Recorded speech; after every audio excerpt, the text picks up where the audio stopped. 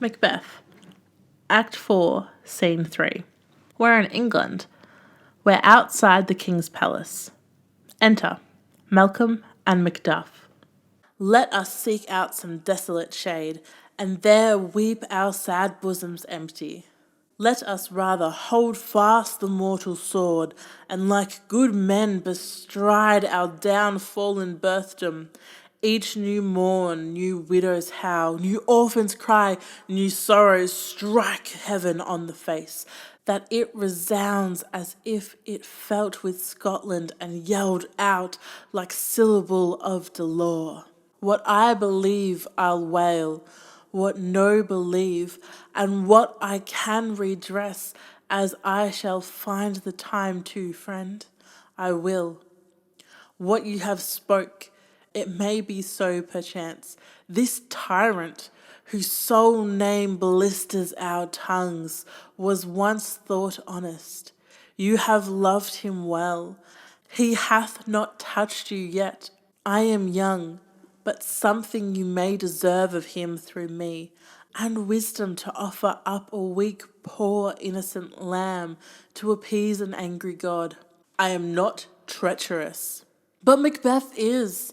A good and virtuous nature may recoil in an imperial charge, but I shall crave your pardon. That which you are, my thoughts cannot transpose. Angels are bright still, though the brightest fell. Though all things foul would wear the brows of grace, yet grace must still look so. I have lost my hopes. Perchance even there where I did find my doubts, why in the rawness left you wife and child, those precious motives, those strong knots of love, without leave taking? I pray you, let not my jealousies be your dishonours, but mine own safeties. You may be rightly just, whatever I shall think. Bleed, bleed, poor country, great tyranny, lay thou thy basis sure, for goodness dare not check thee, wear thou thy wrongs. The title is afeard. Fare thee well, Lord. I would not be the villain that thou thinkest, for the whole space that's in the tyrant's grasp, and the rich east to boot. Be not offended. I speak not as in absolute fear of you. I think our country sinks beneath the yoke. It weeps, it bleeds, and each new day a gash is added to her wounds. I think withal there would be hands uplifted in my right, and here from gracious England I have offer of goodly thousands. But for all this, when I shall tread upon the tyrant's head, or wear it on my sword, yet my poor country shall have more vices than it had before, more suffer and more sundry ways than ever, by him that shall succeed. What should he be?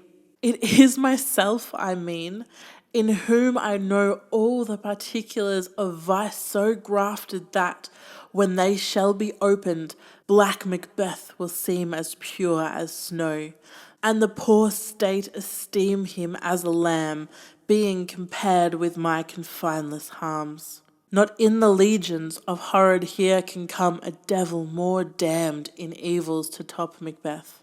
I grant him bloody, luxurious, avaricious, false, deceitful, sudden, malicious, smacking of every sin that has a name, but there's no bottom, none, in my voluptuousness. Your wives, your daughters, your matrons, and your maids cannot fill up the cistern of my lust, and my desire all continent impediments would overbear that did oppose my will. Better Macbeth than such a one to reign. Boundless intemperance in nature is a tyranny. It hath been the untimely emptying of the happy throne and fall of many kings. But fear not yet to take upon you what is yours. You may convey your pleasures in a spacious plenty, and yet seem cold. The time you may so hoodwink. We have willing dames enough.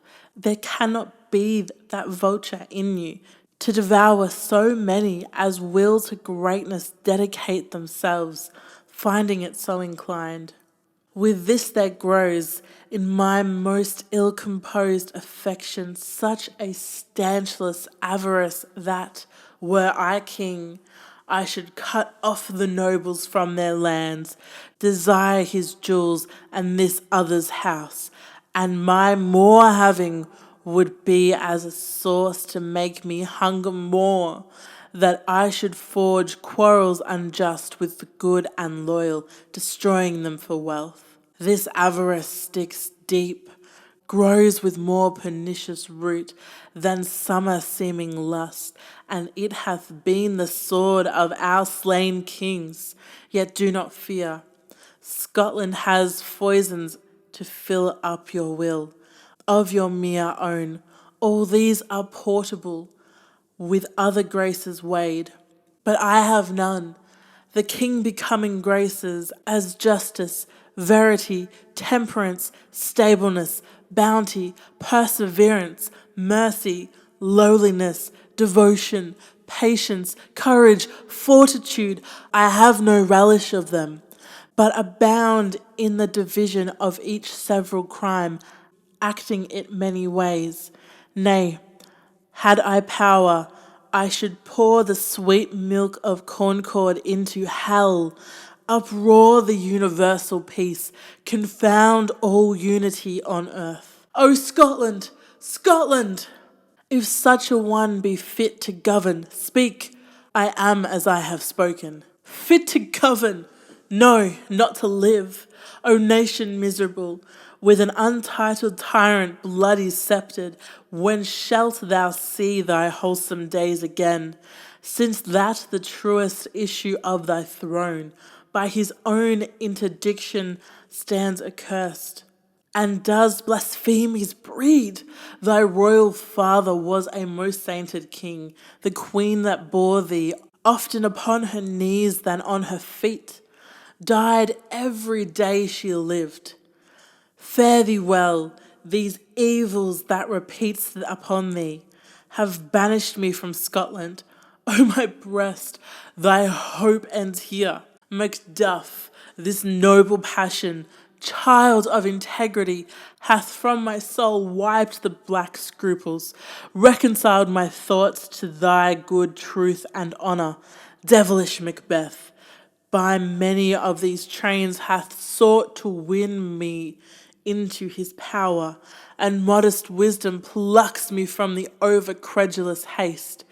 But God above, deal between thee and me. For even now I put myself to thy direction, and speak upon mine own detraction. Here abjure the taints and blames I laid upon myself, for strangers to my nature. I am yet unknown to woman, never was forsworn, scarcely have coveted what was mine own, at no time broke my faith, would not betray the devil to his fellow and delight, no less in truth than life. My first false speaking was this upon myself. What I am truly is thine and my poor country's to command. Whither indeed before thy here approach, old Seward, with 10,000 warlike men, already at a point, was setting forth. Now we'll together, and the chance of goodness be like a warranted quarrel. Why are you silent? Such welcome and unwelcome things at once, 'tis hard to reconcile. Enter a doctor. Well, more anon. Comes the king forth, I pray you? Ay, sir, there are crew of wretched souls that stay his cure. Their malady convinces the great essay of art, but at his touch such sanctity hath heaven given his hand, they presently amend. Thank you, doctor. The doctor exits. What's this disease he means? 'Tis called the evil, a most miraculous work in this good king, which often, since my here remain in England, I have seen him do. How he solicits heaven, himself best knows, but strangely visited people, all swollen and ulcerous, pitiful to the eye. The mere despair of surgery, he cures, hanging a golden stamp about their necks, put on with holy prayers, and 'tis spoken, to the succeeding royalty he leaves the healing benediction. With this strange virtue, he hath a heavenly gift of prophecy, and sundry blessings hang about his throne, that speak him full of grace. Enter Ross. See, who comes here? My countryman, but yet I know him not. My ever gentle cousin, welcome hither. I know him now. Good God, be times removed the means that make us strangers. Sir, amen. Scotland stands where it did. Alas, poor country, almost afraid to know itself. It cannot be called our mother, but our grave, where nothing, but who knows nothing, is once seen to smile, where sighs and groans and shrieks that rend the air are made, not marked, where violent sorrow seems a modern ecstasy. The dead man's knell is there, scarce asked for who. The good men's lives expire before the flowers in their caps, dying or ere they sicken. Oh, relation, too nice and yet too true. What's the newest grief? That of an hour's age doth hiss the speaker. Each minute teems a new one. How does my wife? Why, well. And all my children? Well too. The tyrants not battered at their peace? No, they were at peace when I did leave 'em. But not a niggard of your speech. How goes it? When I came hither to transport tidings, which I have heavily borne, there ran a rumour of many worthy fellows that were out, which was to my belief witnessed the rather, for that I saw the tyrant's power afoot. Now is the time of help. Your eye in Scotland would create soldiers, make our women fight, to doff their dire distresses. Be it their comfort. We are coming thither. Gracious England hath lent us good steward and 10,000 men, an older and better soldier none than Christendom gives out. Would I could answer this comfort with the like, but I have words that would be howled in the desert air, where hearing should not latch them. What concern they? The general cause, or is it a fee grief due to some single breast? No mind that's honest, but in it shares some woe, though the main part pertains to you alone. If it be mine, keep it not from me, quickly let me have it. Let not your ears despise my tongue forever, which shall possess them in the heaviest sound that ever they yet heard. Hum, I guess at it. Your castle is surprised, your wife and babes savagely slaughtered. To relate the manner were on the quarry of these murdered deer, to add the death of you. Merciful heaven! What, man, never pull your hat upon your brows, give sorrow words. The grief that does not speak whispers the overfraught heart and bids it break. My children too, wife, children, servants, all that could be found. And I must be there hence, my wife killed too? I have said, be comforted, let us make medicines of our great revenge, to cure this deadly grief. He has no children, all my pretty ones. Did you say all? Oh, hellkite, all? What, all my pretty chickens and their dam at one fell swoop? Dispute it like a man. I shall do, but I must also feel it as a man. I cannot but remember such things that were more precious to me. Did heaven look on and would not take their part? Sinful Macbeth, they were all struck for thee, naught that I am, not for their own demerits, but for mine. Fell slaughter on their souls. Heaven rest them now.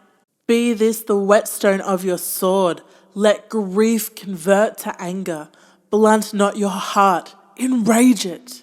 Oh, I could play the woman with mine eyes, and braggart with my tongue, but gentle heavens, cut short all intermission, front to front, bring thou this fiend of Scotland and myself, within my sword's length set him, if he scape, heaven forgive him too. This tune goes manly. Come, go we to the king, our power is ready, our lack is nothing but our leave. Macbeth is ripe for shaking, and powers above put on their instruments. Receive what cheer you may.